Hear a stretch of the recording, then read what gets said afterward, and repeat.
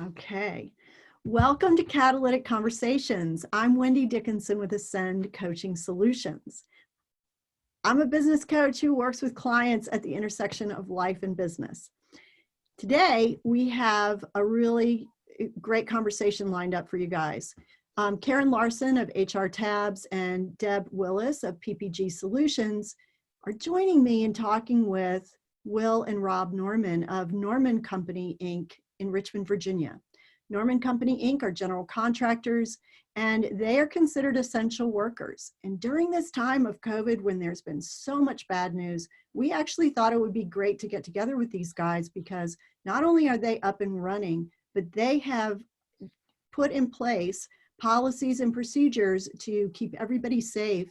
And believe it or not, they have jobs going on long-term care facilities. And so we'd like to talk with Rob and Will tonight about the impact of COVID on their businesses, the things that they've done, and maybe you listeners will have the opportunity to get some ideas about how to be agile enough when whatever happens in the future happens. So welcome, Rob and Will. Thank you. It's good to be here. Likewise. Welcome. Great. Rob, why don't you tell us a little bit about what you do at Norman and a bit about Norman Company, and then we'll have Will do the same. Sure. Well, my role here is Director of Business Development, which includes marketing. And essentially, I'm actually the newest family member. We're a family business, and I'm the newest family member to join the business. We are a commercial construction company, general contractor.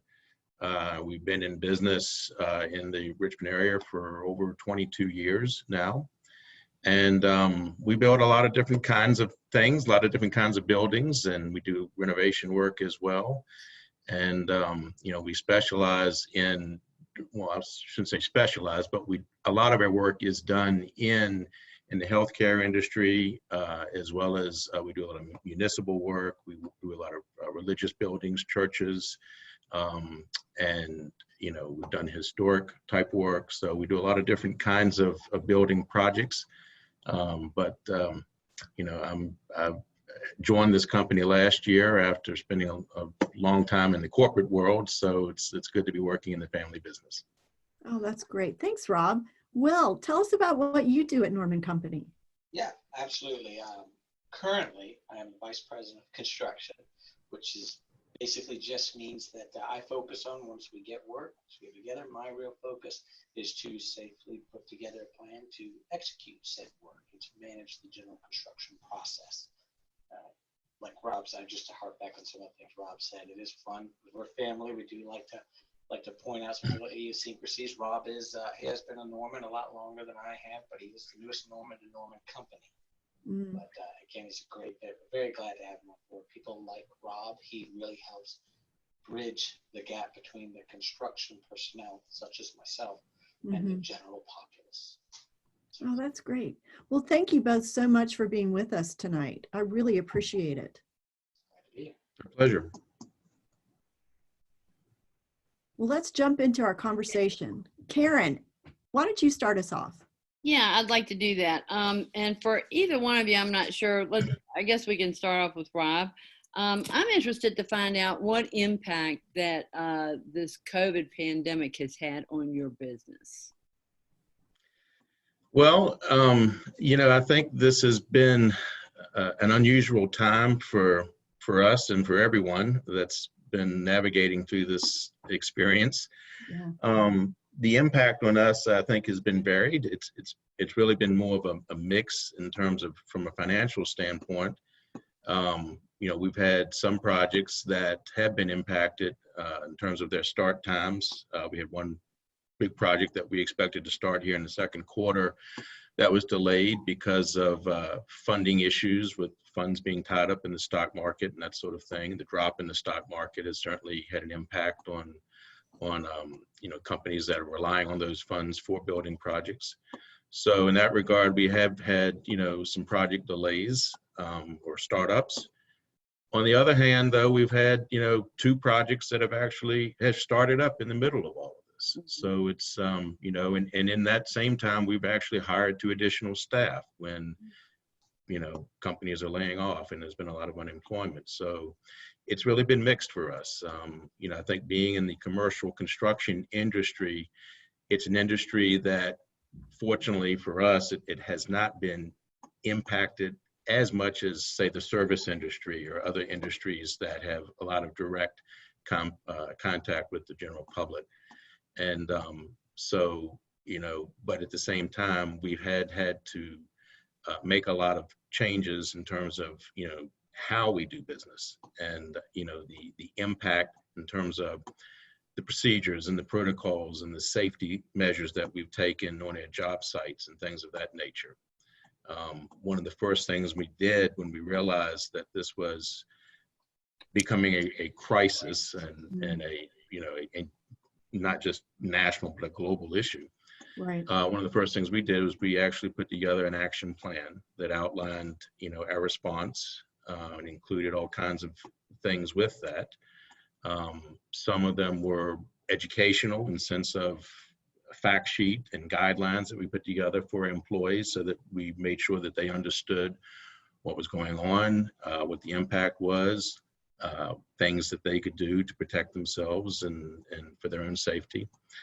And then we also, initially there was some kind of a question about PPE, about personal protective equipment, about face masks and things like that. Right. But we went ahead and we acquired personal protective equipment specifically for our field employees to use at job sites.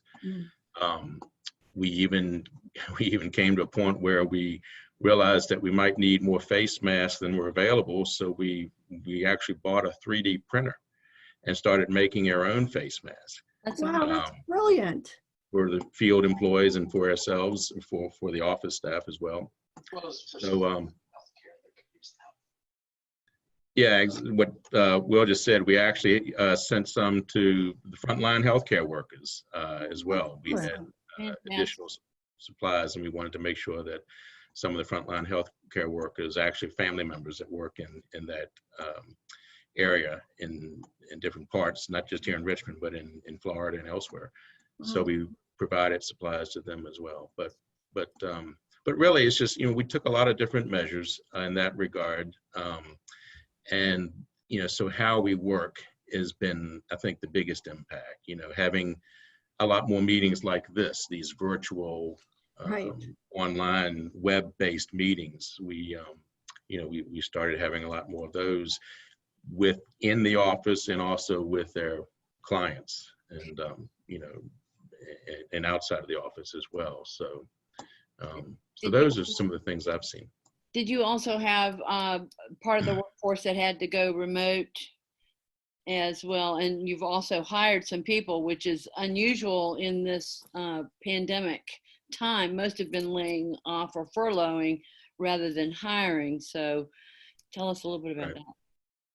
Yeah, we did have, to minimize the office staff that we had, we did have some of our employees stay at home and work remotely, just to minimize the risk to them and so that we can try to practice to some degree social distancing.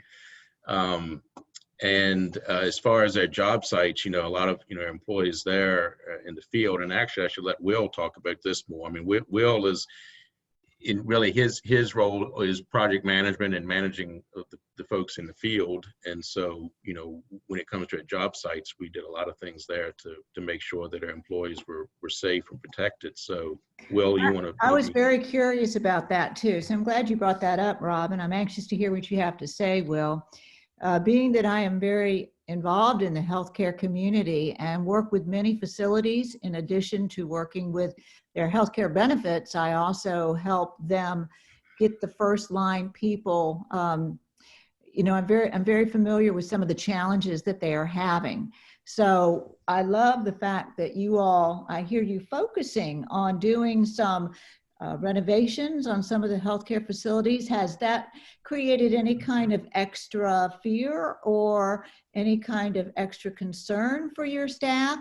Or have they just, with the education and the PPEs that you've provided them, that is sort of par for the course? this is changing times for everybody. So stepping outside your normal boundaries to be able to ensure that the processes that you follow are the processes that will give some trust to the people that you're trying to do the jobs for. Is that correct? It's absolutely correct. That one of the primary, first and foremost focus with all of it, and across all of our jobs, is definitely safety. But right there with it is that perception of safety, because we focus on not just for our clients, but also for our team members, which includes our direct employees as well as our subcontractors and other team members that are really kind of extended family to us, that they not only need to be safe, but they also need to feel safe, which presents a whole separate challenge that comes along with them. We have had instances from that just perception side where people have showed up at a site and maybe just they drove all the way out to the site, and then, I just don't feel comfortable going in. So we've had people sit out in their car and call and say, hey, I just really need you to run through some of this with us again. And, it takes some more instances that revolve not around safety. Everything has been very safe and very comfortable there. It's really around the perception. This is the biggest battle that we face, both with our clients and with our own team. It really is very much like you said, it focuses around that trust. With our clients, our primary focus, and I think one of the ways we were able to stay ahead of it is, again, we're a bunch of Boy Scouts. We all came up through scouting and such like that. To us, that's, the Scout motto is be prepared.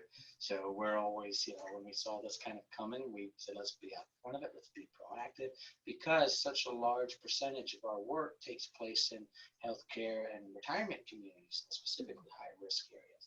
And so with this, we did a lot, and we already have in any of our work and construction inside of occupied spaces, we already have processes through general times that stay intact, as far as containment processes that keep all the air, even trying to localize any dust, particulate, or any air stays inside the construction space. But, there were still times prior to this where we might have to go out and we'd schedule times to get outside of the containment where we have to do a small task here or there, and we'd work with the owner. With this, all of this focuses around a much higher level of communication and teamwork between us and the owner. So we have, like Rob said, we have moved our, what we would call regular progress meetings, or OAC, owner architect contractor meetings. Usually it's often see them bi-weekly or once a month even. And right now we have some of them that have moved up to from once a month to every week.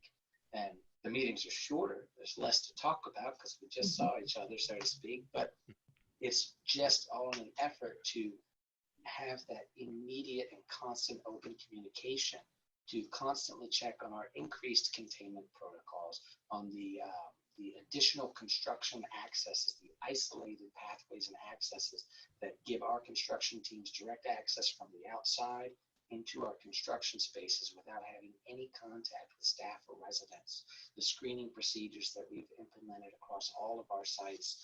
And so it's all about just that increased communication every week in these meetings.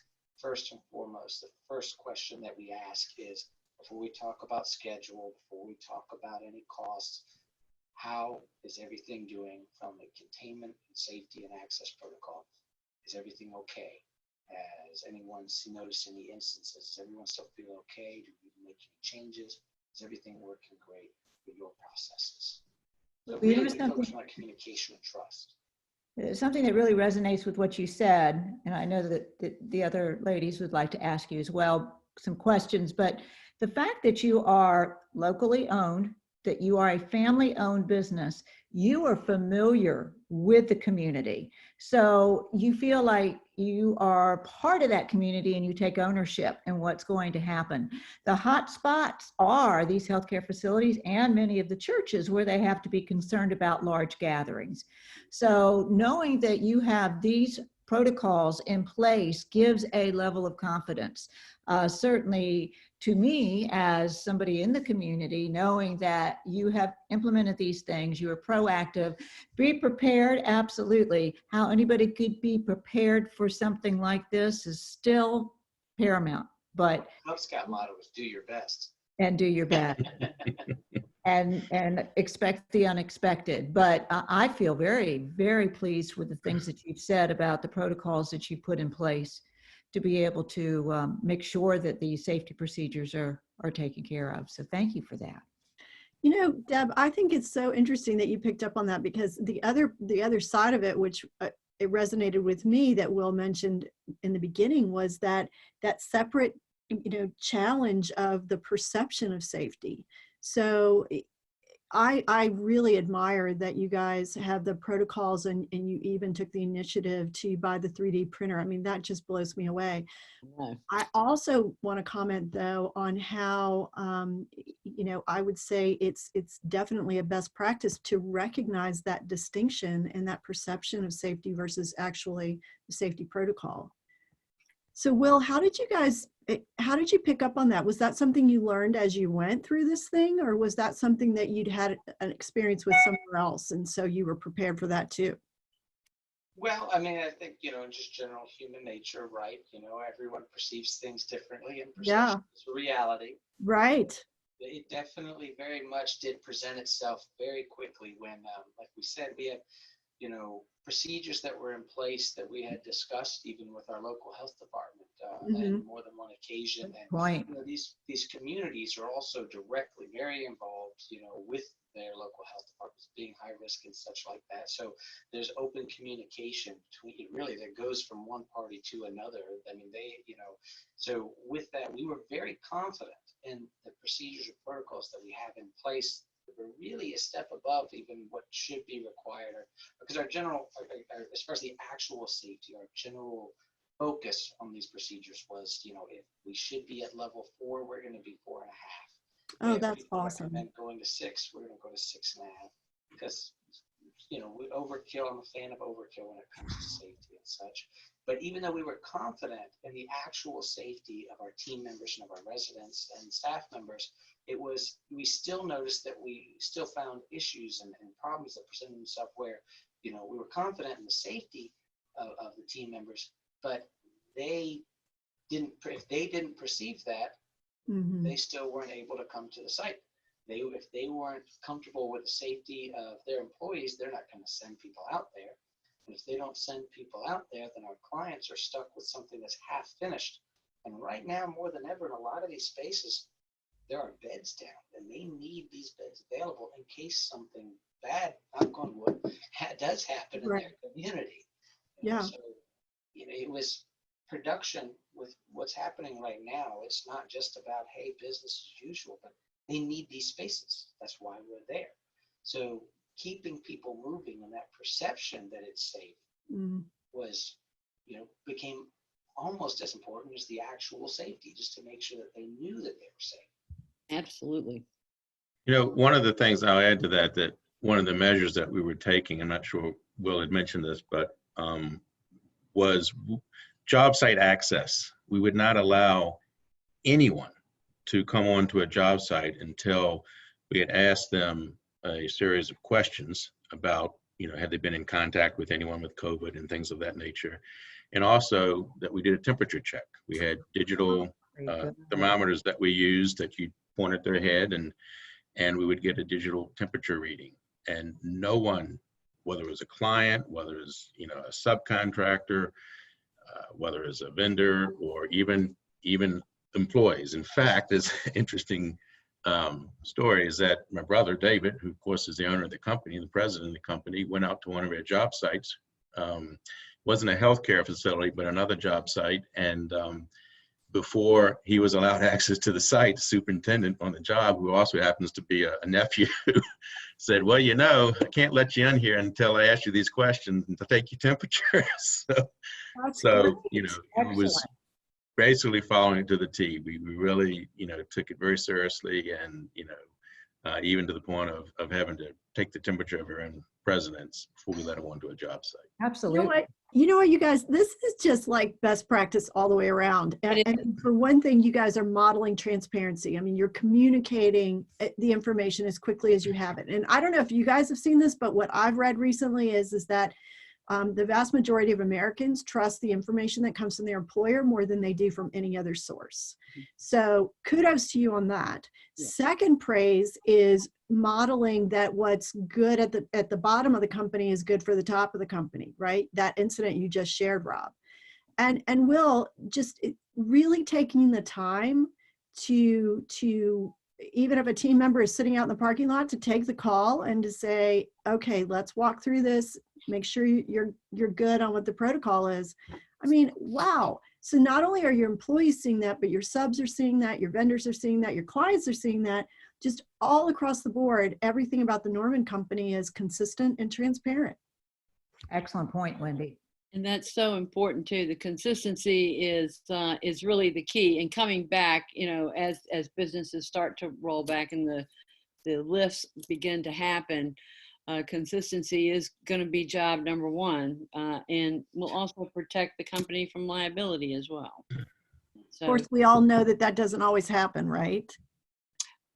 well. I mean, let's be real. It doesn't always happen. And so then when we get a chance to talk to somebody like Rob and Will, it's like, wow, it can happen. And that's awesome. I know the best practice is right up front Yeah. before it even happens. So, you know, kudos to you. Really, you're doing all the right things. And, you know, I think it's fantastic. I really do. Yeah, there's Okay, several Deb, points. Yeah, I'm sorry. I was going to say, you have some great points. So Well, the several points that I'm hearing is that, number one, in addition to doing what you do and you do well with all the necessary precautions that you put in place immediately with the communication at a high level, even with the president, also what you've done to help the community by providing the 3D masks to be able to give those to the healthcare frontline workers shows another level of compassion for what you do and for the community. That resonates very loudly with me. So I can't tell you that it's refreshing to hear how companies like yourselves have stepped above the grid to be able to provide services with confidence. And that is just something that I'm taking out of this.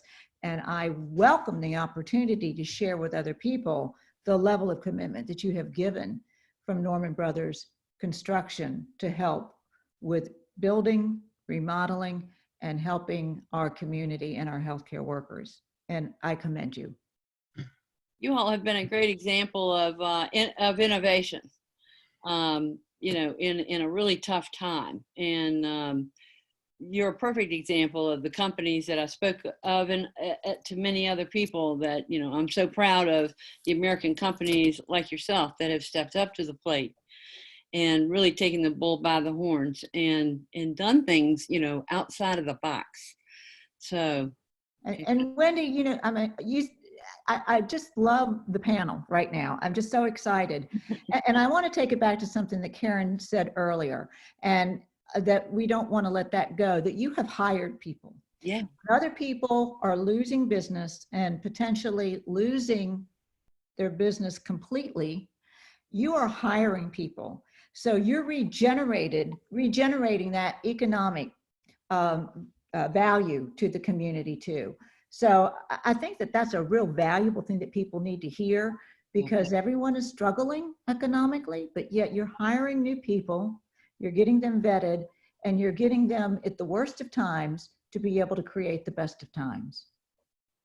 Yeah, I would say that, realize that is not the norm right now, you know, given just the, as I've said before, the gut punch that our economy has taken with this, and that a lot of people are hurting. We realize that. And, you know, and like I said before, it has had some negative impact to our industry. But at the same time, you know, if we are able, I think the fact that we are working in the healthcare industry, and that, you know, a lot of our work right now, over 2/3 of our work is in healthcare, you know, I feel good that we're able to continue those projects, because that's obviously an area right now more than ever that is a critical need. You know, we need to, particularly our senior facilities and so forth, that, you know, they need to continue moving forward with their building projects so that they can be sure to have the space and the accommodate the needs that are coming out of not only this, but, you know, just the every day. It's easy to forget that, you know, there's the everyday illnesses and needs for healthcare that we have over and above the COVID issue. The COVID has just only been taken center stage. So just being able to continue working in healthcare and helping, you know, facilities to meet those needs, we feel fortunate to be able to do that.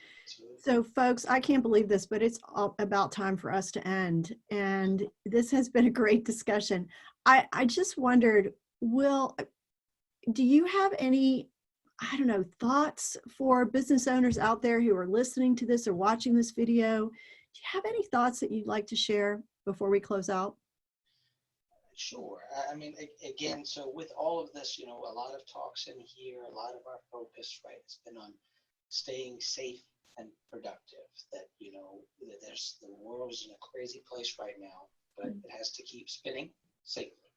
So, I'll quote Thomas Jefferson, right? Optimism is an intellectual choice, meaning that while things start to look bad, it's that choosing to be optimistic and, you know, recognizing that there is a safe path forward in multiple ways and seeking that out. It's there. And if you take that stance, there is an alternative. There is an alternative way to stay safe, stay productive somehow. We were able to find ours. We have an excellent team. Just coming back to something that Karen and Deborah were saying earlier, that most of, our vice president of operations, my brother, actually, Ben, he wasn't able to be with us tonight, but I can very much say that most of the ideas and the innovation and really the reason we were able to be prepared is because he was so plugged in. We had these options and we were saying, let's be prepared and we know we can keep moving. He was able to pull us through. Fantastic. That's awesome. Thank you so much, Will. Rob, how about you? Any thoughts for us and for business owners listening? Well, I think it's, you know, we're a small company, or family company, obviously. We don't have a lot of layers of management here. So it's you know, we're a pretty close-knit group. Whether your last name is Norman or not, we have, you know, everyone here is family. So, and I think that because of that, we're able to have a sense of agility, to, you know, to be able to act quickly.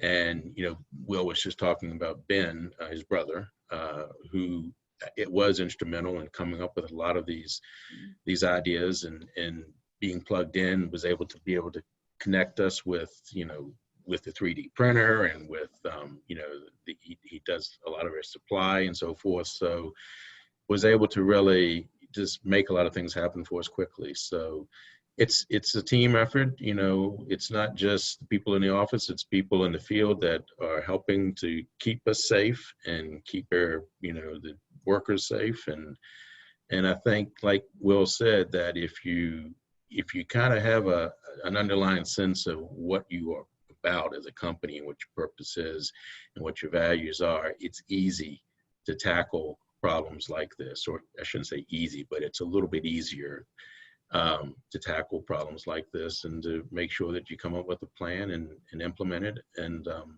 you know, hopefully everything goes well. So that's, you know, I think that's what we did. That's our secret. It's that culture The secret sauce. Yeah. Yeah. It is. So Karen, any last thoughts? You know, I really kind of said it all, but it's a culture of values. And I do think being in the Boy Scouts helped a lot too, because you have to be prepared as a scout. But I do think your culture. Will and his brother Ben are both Eagle Scouts. So. Oh my gosh. And we have two others that work in the firm too. So Eagle Scouts. No, I mean, I'm from a scouting family too, so I know that, you know, it's being prepared, but I'm just amazed at what you all have accomplished. And but I'm a student of culture and an employee base. So, you know, there's no question that your organization has high values, and you put that to practice. And that's what I have to say tonight. Great, thanks, Karen. Thank you. Deborah, any final comments from you? Well, I just would like to add that it's obvious that your mission is a true mission of service, and that is something that's very important to me. Healthcare, healthcare benefits, taking care of the employees from the inside out, and you all doing it from the bottom to the top and back again. So I feel that your mission is a strong mission, and that your company is providing an extra valued service in our community. And healthcare facilities are going to grow. They're going to expand, and they need to be able to have the right people at the helm to help those facilities go up in the right way, and to be able to provide a better home for many of them, because that will be their home. So thank you for doing that. And I've so enjoyed talking with both of you, and what a pleasure to meet you, Will. Thank you. Thank great.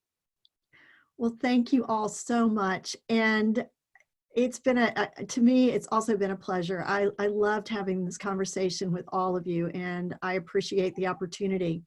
Hey, Will and Rob, if people want to contact you, how would you like for them to do that? Well, they can certainly visit our website, which is just their company, normancompanyinc.com. And, they can also email us, which is the same. It would be info@normancompanyinc.com. Okay, simple enough. Yeah. And folks, I just want to let you know that Karen, Deb, and I offer free consults to business owners, and it's our contribution to the survival of businesses everywhere during this crazy time. You can check out the show notes and get our contact information. And this is Wendy Dickinson with Ascend Coaching Solutions, with catalytic conversations, making a difference in a chaotic world. Thanks so much, everybody. Thank you.